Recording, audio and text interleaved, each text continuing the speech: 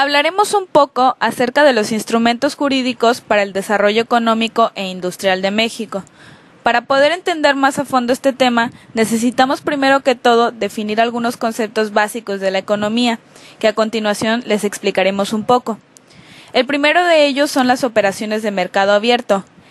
Estas funcionan por medio del gobierno, que ha puesto en práctica como un mecanismo de obtención de recursos, colocar instrumentos financieros concentrados en la compra y venta de valores gubernamentales en el mercado financiero por parte del Banco Central.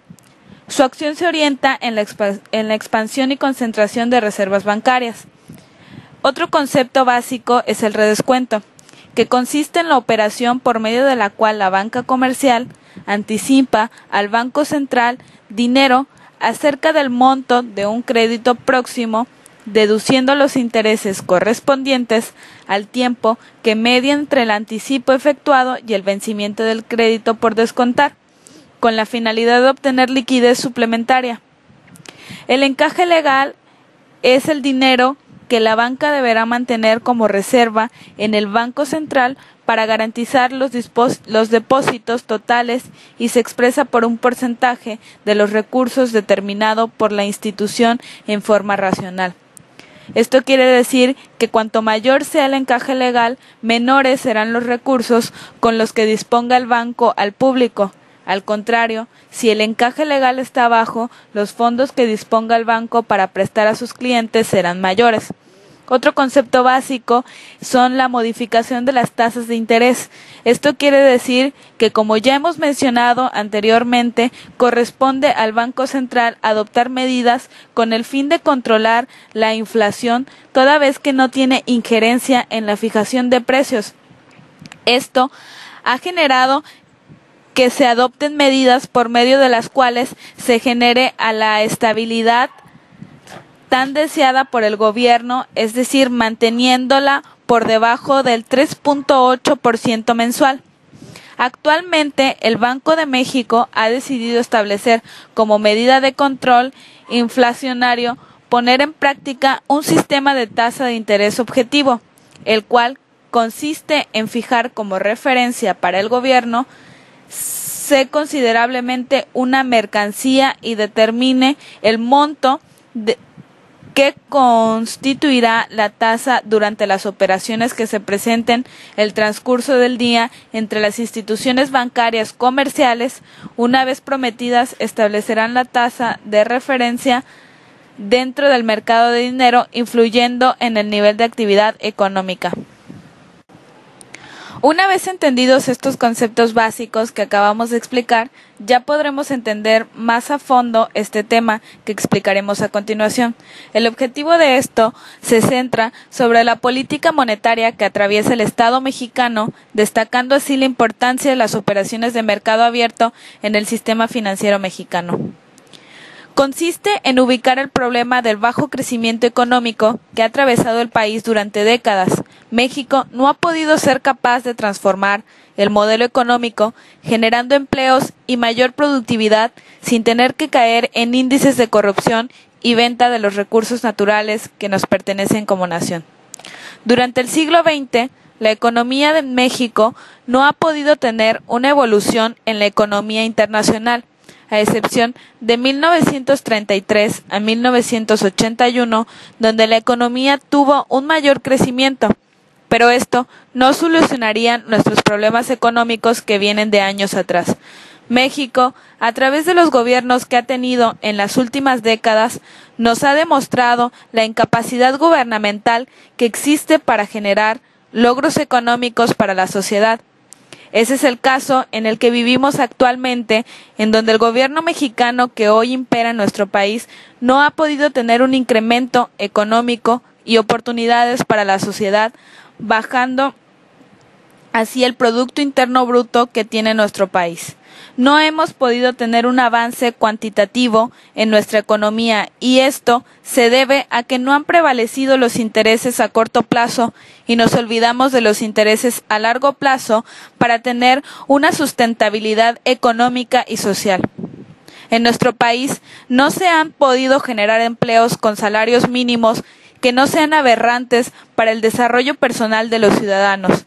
Existen pocas oportunidades de empleo y muchos obstáculos para la creación de nuevos empleos pagados a costos muy bajos, en donde el trabajador aporta el doble de su fuerza de trabajo, mayor productividad, ganando así la mitad de lo que realmente debería ganar, generando así la plusvalía. México atraviesa por factores que, para mi punto de vista, son algunos de los causantes del bajo desarrollo económico que atravesamos. La centralización política y gubernamental son un obstáculo para las decisiones que pudieran tomar las demás regiones del país, porque dependen del presupuesto del gobierno federal, y esto no permite a su vez un avance económico en cada región del país. Otro factor importante es la baja competitividad en la apertura comercial. No hay mucha productividad en el sector público. Las contrarreformas que hoy en día estamos viviendo y los altos índices de corrupción, en donde ponen los intereses individuales por encima de los sociales, entregando nuestra nación en manos de extranjeros. Esto así para justificar su falta de estrategia económica, inventando que de esta manera nuestra economía podría mejorar y brindar a la sociedad mejores empleos, desarrollo, mejor educación e infinidad de mentiras que podríamos enumerarlas aquí. Por consiguiente, otro factor importante es la distorsión de los precios, la mantención de los monopolios que hoy están apoderados de los servicios básicos para los ciudadanos, como lo son la electricidad, el petróleo, las telecomunicaciones y la banca mexicana. Otro factor es la nacionalización de la banca, que son estrategias que utilizan los gobiernos corruptos y capitalistas para declarar a la banca en crisis y así poder venderla a los extranjeros y estos tengan el control. Algunas de las estrategias que se han utilizado para estabilizar el sistema financiero en el mercado de capitales de México son las operaciones de mercado abierto. La intervención del Banco Central en el sistema financiero es únicamente como prestamista de última instancia para rescatar instituciones bancarias impedidas de enfrentar el retiro de depósitos. La intervención estatal se amplía a intervenciones continuas para incidir en la liquidez de la economía. La novedad es la intervención en el mercado de capitales mediante bonos del Banco Central. Estas soluciones imperan en la crisis financiera y económica que está presente hoy en día en nuestro país. Las emisiones de bonos gubernamentales para atraer capital externo, acompañadas de políticas de apertura comercial con ajustes estructurales que son, en pocas palabras, la privatización de activos nacionales y venta a agentes extranjeros. La crisis mexicana de diciembre de 1994 se vincula a la emisión de tesobonos y la apertura comercial, iniciada en 1986 con la firma del GATT y profundizada con el TLCAN, con el Telecán, de 1993. El objetivo principal de la política económica, al menos antes de la crisis, fue la atracción de flujos monetarios para estabilizar el tipo de cambio y controlar la inflación. Algunos autores mencionan que la creación de las operaciones de mercado abierto no son más que el financiamiento del desarrollo con mercados de dinero y capital globalizados, patrocinado, con la cual se supone asegurar el flujo constante de capitales externos que equilibra la cuenta corriente de la balanza de pagos, que se distingue por ser deficitaria debido al actual entorno internacional. Las operaciones de mercado abierto determinan la efectividad de la política monetaria en la estabilización de los flujos. En resumen, la política monetaria se relaciona con la entrada y salida de capitales que a su vez determina los auges y los descensos de la actividad económica, a partir de lo cual se postula que la política monetaria es procíclica. A lo largo del presente video se presentaron algunas de las principales causas del estancamiento de la economía mexicana.